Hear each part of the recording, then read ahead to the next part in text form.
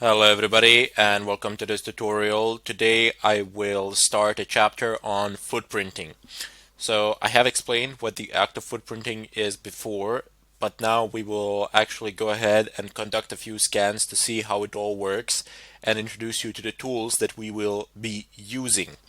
So first off, we need to find ourselves a target to scan. Of course, I could just scan myself or something of a kind, but that would not be a realistic thing really because I already know what the results are going to be, and plus on top of that, I'm not scanning long range over the internet or something of a kind. I would be scanning within my own local network, so the speeds of the scan would not be realistic as it would be a lot faster than say when you conduct a scan over the net, some distant and remote server. So what I did was I went online, and you can do the same, and I found on the official Nmap website, they have a section devoted to actually allowing people to scan them to test their tool out. Now I'm selecting the permission.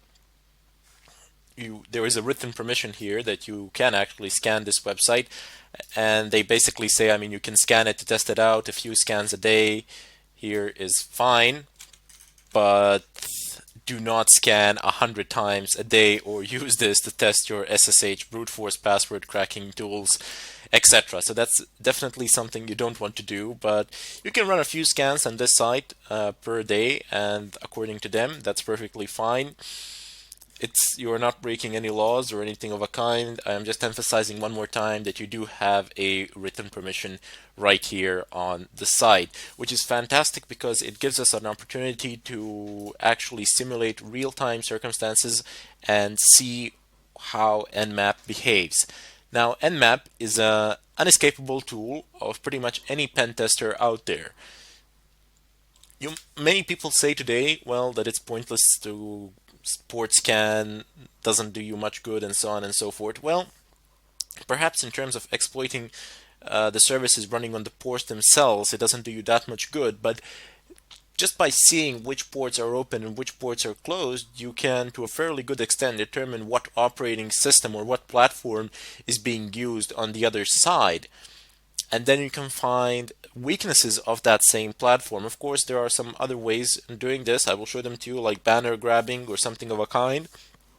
But let's just see how Nmap really works. Now, Nmap is known to basically trigger quite a lot of alarms, a lot of firewall red flags, so to say.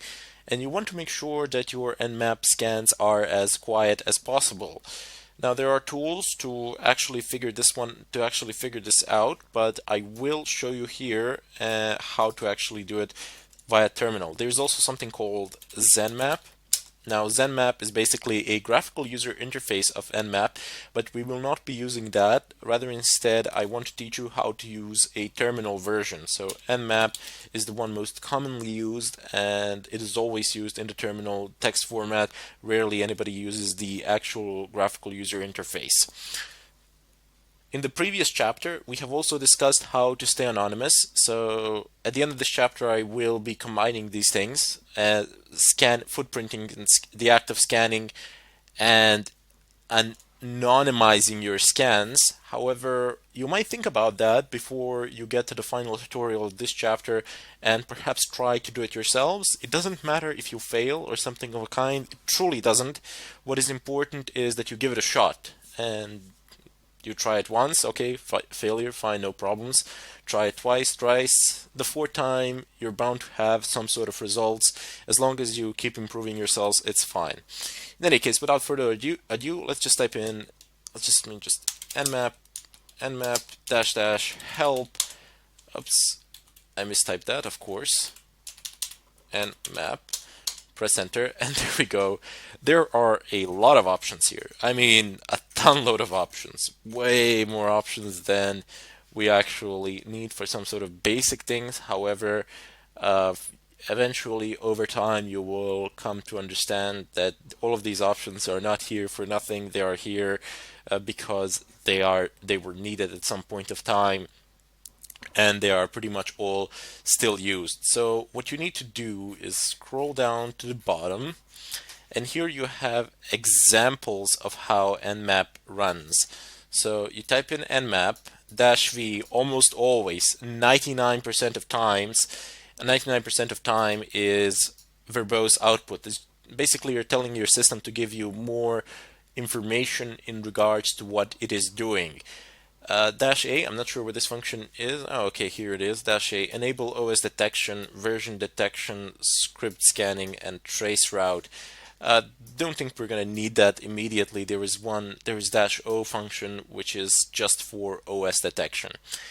Anyway, and then you can pass either this one, you see scanme.nmap.org, which is basically the domain name, which will get resolved to an IP address, or you can actually pass it an IP address. And if you're wondering what this is a mask. And it would be very difficult to explain in great detail what this is, but for the time being, know that this is actually an IP address range. So it goes from a certain IP address to a certain IP address, because this goes way into networking and binary numbers and so on and so forth. But you do not actually need to use this format. Not that many people actually use this particular format with the mask. They just tend to specify very specific ranges because they usually don't have the permissions to scan the entire subnet. Rather, instead they have to create lists and then skip certain IP addresses and then continue again from a certain point. So they do need to create lists, and that can be a problem.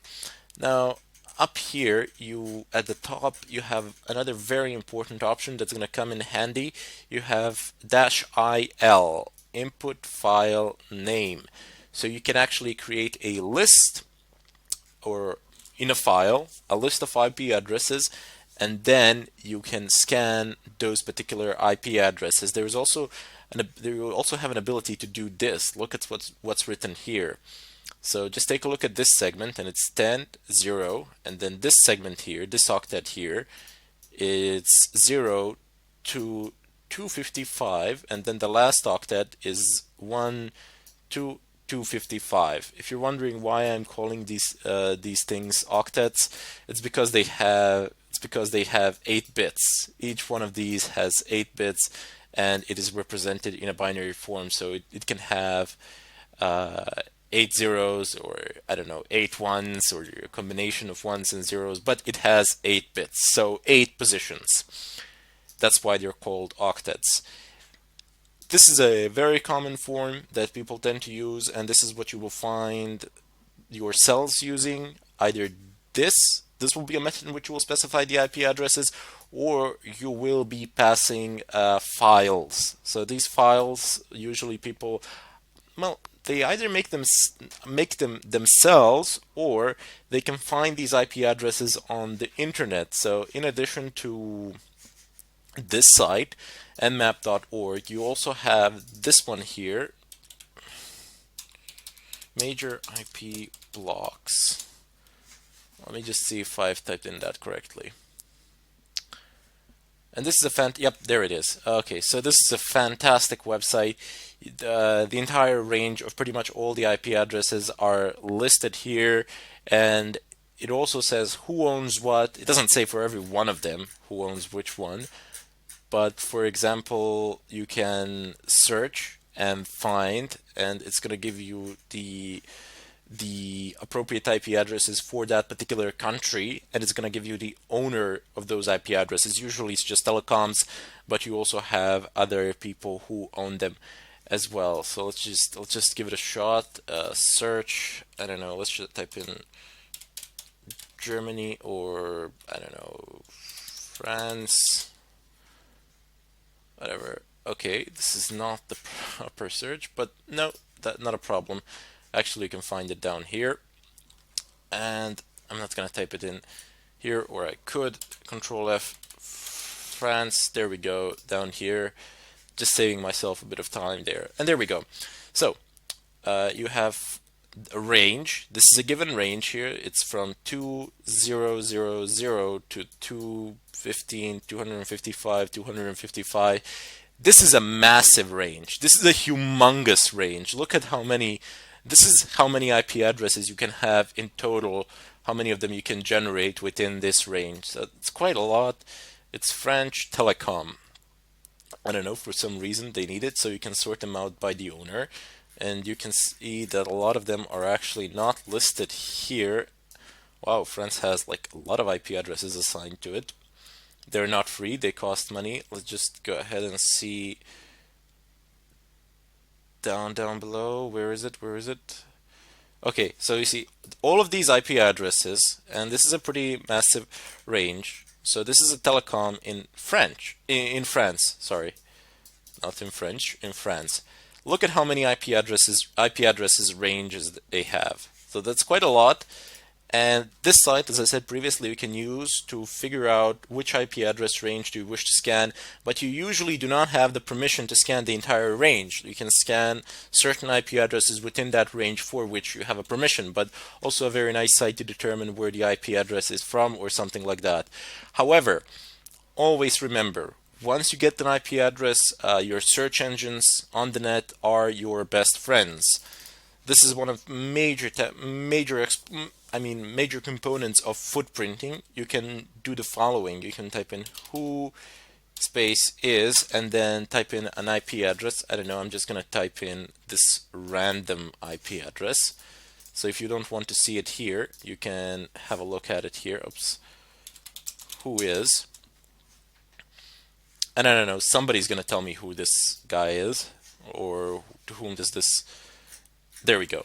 So I've typed in who is, and I've picked the first website out that I could find, and here I have all the information in regards to that particular IP address. I have a country, I have the username of the admin, I suppose. I have its status, remarks, source. I even have yep, there we go. There's actually an address, a physical address of the IP address, which is ridiculous. Yeah, so as I said, search engines are your best, and I mean absolutely best friends. If you want to find pretty much anything on the net or something like that in regards to an IP address to do any sort of research. So those are the two tools that I have showed you. Actually, three of them. Well, one tool and two websites that you can the one tool, one website, and one search method, which you can use in order to determine where the IP address is from or who is using it, and even to determine its physical location. Although its physical location can be assigned to a telecom, and that telecom can assign it to a city and to a specific region in the city or something of a kind, and then you can find it on Google Map, on Google Earth or something of a kind, but usually those things are not that precise. What is precise, however, is that the IP address belongs to a telecom or something of a kind, and they keep rotating them in between the cities. So if you have, let's say, 100,000 IP addresses that you've scanned, and if you wish to sort them out by the city, you will get like 70 to 90% accuracy depending on for which country did you do it. Can be problematic because you're going to miss out on some things, but if you don't need 100% accuracy, you can get your sorting done pretty well. There are databases which you can update. I will show you these things. They're called GeoIP lookups.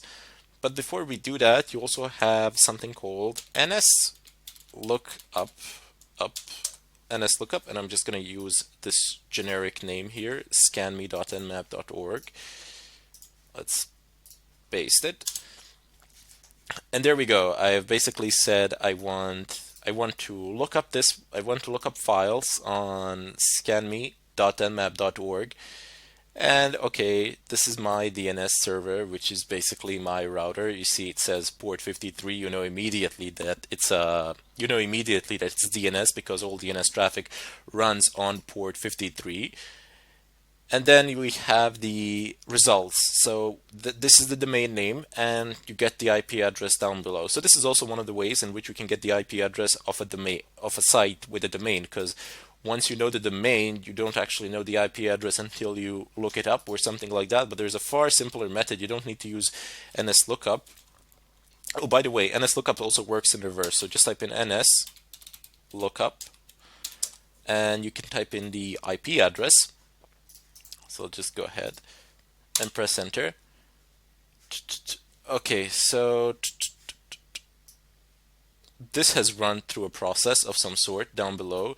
These are authoritative answers from the, it says name servers. Basically what that means, they are DNS servers, and they're giving you responses and telling you to whom the domain belongs to and so on and so forth. But look, ignore this part, and for the time being we can also ignore this part until we get into DNS, into spoofing the DNS and changing it and so on and so forth. What I want to show you here is that you can actually get a domain name by typing in nslookup and then the IP address, and here where it says non-authoritative answer, you get the IP address and then you get the name, which is the domain name.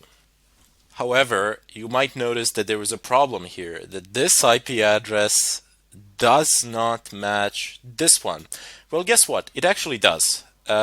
Try looking at in reverse. So it's 74, 74 here, 207, 207 here, 244, 244 here, and 221 here, and 221 here.